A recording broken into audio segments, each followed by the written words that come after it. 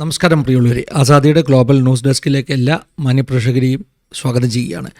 കഴിഞ്ഞ ദിവസം, അതായത് 14-ാം തീയതി, സിഡ്നിയിലുള്ള ബോണ്ടി ബീച്ചിൽ നടന്ന വലിയ കൂട്ടക്കൊല, അതായത് ഒരു ഇസ്ലാം നാമധാരിയായ ആൾ, അദ്ദേഹത്തിൻ്റെ മകൻ, ഇവർ ചേർന്ന് യഹൂദന്മാരുടെ ഹനൂക്ക ഫെസ്റ്റിവൽ നടക്കുന്ന ആ ഒരു സീസൈഡിൽ ബീച്ചിൽ എല്ലാ വർഷവും നടക്കുന്ന അവരുടെ ആ ഹനൂക്ക ഫെസ്റ്റിവൽ, ആ ഫെസ്റ്റിവലിൻ്റെ ആൾക്കൂട്ടത്തിൻ്റെ നേരെ നിറയൊഴിക്കുകയായിരുന്നു.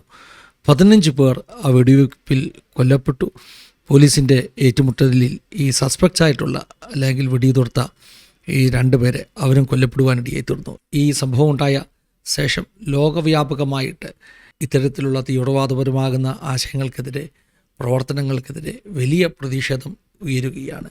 ഓസ്ട്രേലിയയിലും മറ്റുമുള്ള ക്രിസ്ത്യൻ കമ്മ്യൂണിറ്റീസ്, ക്രിസ്ത്യൻ ചർച്ചസ് ഈ യഹൂദ കമ്മ്യൂണിറ്റിയോട്, ഓസ്ട്രേലിയയിലെ യഹൂദ കമ്മ്യൂണിറ്റിയോട്, ബോണ്ടി പരിസരങ്ങളിലുള്ള യഹൂദ കമ്മ്യൂണിറ്റിയോട് അവരുടെ ഐക്യദാർഢ്യം പ്രഖ്യാപിച്ചിരിക്കുകയാണ്. അതുപോലെ തന്നെ പ്രാർത്ഥനകളും റാലികളുമൊക്കെ, പ്രത്യേകിച്ചും ഓസ്ട്രേലിയയിലും സിഡ്നിയിലുമൊക്കെ ക്രിസ്ത്യൻ കമ്മ്യൂണിറ്റീസ്, വിവിധ ക്രിസ്ത്യൻ ഡിനോമിനേഷൻസ് പ്രാർത്ഥനകളും റാലികളുമൊക്കെ സംഘടിപ്പിച്ചിരിക്കുകയാണ്. ലോകവ്യാപകമായി ഇത്തരം പ്രവർത്തനങ്ങൾക്കെതിരെയുള്ള ശക്തമായ അമർഷം, പ്രതിഷേധം ഉയർന്നു വരികയാണ്. തീവ്രവാദപരമാകുന്ന ആശയങ്ങൾ അത് ഏത് മതക്കാർ വെച്ചു പുലർത്തിയാലും ഇത്തരം ഭ്രാന്തനാശയങ്ങളുടെ അടിമത്തത്തിൽ ആകുകയെന്നുള്ളത് മോഡേൺ സിവിലൈസേഷന് ഒരു അപമാനമാണ്. നാം സാംസ്കാരികമായി വളരുന്നു, ബൗദ്ധിക തലത്തിൽ വളരുന്നു എന്ന് പറയുന്ന ഒരു സമയത്ത് തന്നെ മതങ്ങളുടെ അടിമകളായി ആളുകൾ പ്രവർത്തിക്കുന്ന വളരെ ദോഷകരമാകുന്ന, സങ്കടകരമാകുന്ന കാഴ്ച, അത് നമ്മെ എല്ലാവരെയും വേദനിപ്പിക്കുന്നതാണ്. ഇത് ഇസ്ലാമിൻ്റെ മാത്രം ഒരു പ്രശ്നമല്ല. തീവ്രവാദമുള്ള, മതഭ്രാന്തിൻ്റെ അടിമത്തമുള്ള ആശയങ്ങൾ ഏതൊക്കെ മതങ്ങൾ വെച്ച് പുലർത്തിയാലും, അത് ഹിന്ദു ആകട്ടെ, ക്രിസ്ത്യൻ ആകട്ടെ, ബൗദ്ധമതമാകട്ടെ, ഇവരെല്ലാവരും ഈ തിന്മ ചെയ്യുമ്പോൾ അത് മാനവ കുലത്തിന് തന്നെ വലിയ അപകടമാണ്, വെല്ലുവിളിയാണ് എന്നാണ് ആസാദിയിലൂടെ എനിക്ക് പറയാനുള്ളത്. വളരെയധികം നമ്മളെയൊക്കെ ഞെട്ടിപ്പിച്ച ഒരു കാര്യം, ഈ വെടിയുതിർത്ത തീവ്രവാദികളായിട്ടുള്ള ആളുകൾ, ഒരു അച്ഛനും മകനുമാണല്ലോ ഇവിടെ വെടിവെപ്പ് നടത്തിയത്. തീവ്രാശയങ്ങൾ തലയ്ക്ക് പിടിച്ചിട്ട് ഏതൊക്കെയോ മതത്തിൻ്റെ തീവ്രവാദത്തിന് അടിമകളായിട്ടാണല്ലോ ഈ വെടിവെപ്പ് നടത്തിയത്. ഈ അക്രം എന്ന് പറയുന്ന മനുഷ്യൻ, അയാളൊരു ഇന്ത്യക്കാരനാണ്, ഇന്ത്യൻ പാസ്പോർട്ട് ഹോൾഡറാണ്.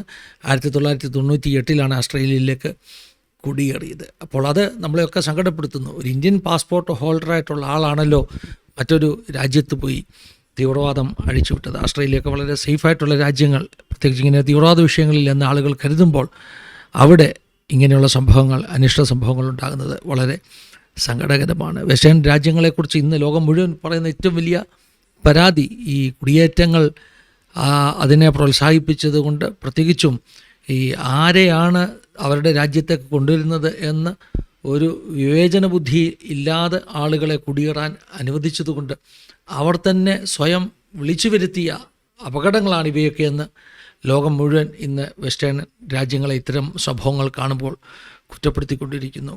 അത് സത്യമാണെന്നാണ് ഇപ്പോൾ നടന്ന ഈ സംഭവം പിന്നെയും തെളിയിക്കുന്നത്. അതായത് 27 വർഷം മുമ്പ് ഇന്ത്യ വിട്ടുപോയി അവിടേക്ക് കുടിയേറിയ ഒരു മനുഷ്യൻ, അദ്ദേഹവും അദ്ദേഹത്തിൻ്റെ ഓസ്ട്രേലിയയിൽ ജനിച്ച മകനും കൂടെ ചേർന്ന് ഇത്ര വലിയ ദുഷ്ടത്തരം അവിടെ കാണിച്ചുവല്ലോ. അതൊരു ഇന്ത്യൻ വംശജനാണ് എന്ന് പറയുന്നതിൽ അത് നമുക്കും ഒരു വലിയ അപമാനമാണ്. ഇത്തരത്തിലുള്ള മതങ്ങളെ ചുറ്റിപ്പറ്റിയുള്ള, അത് ഏത് മതമാണെങ്കിലും, കൊല്ലണമെന്ന് പഠിപ്പിക്കുന്ന മതം, കൊല്ലുവാൻ വേണ്ടി ഉത്സാഹിപ്പിക്കുന്ന മതം, എൻ്റെ മതത്തിൻ്റെ നിലനിൽപ്പിന് വേണ്ടി ഞാൻ കൊല്ലുമെന്നാണ് പറയുന്നതെങ്കിൽ പോലും, അത് ഏത് മതമാണെങ്കിലും അതെല്ലാം വിനാശകരമാകുന്ന ആശയങ്ങളാണ്.